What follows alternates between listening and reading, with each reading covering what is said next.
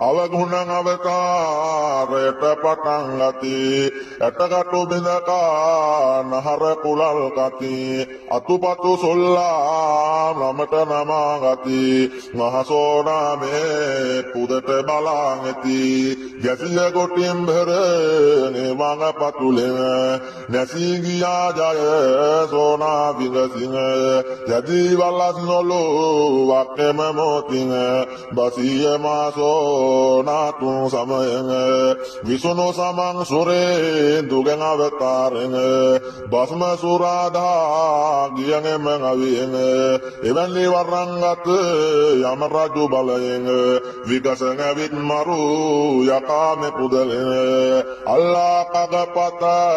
තුරත දරංගනේ එල්ලා නජතකු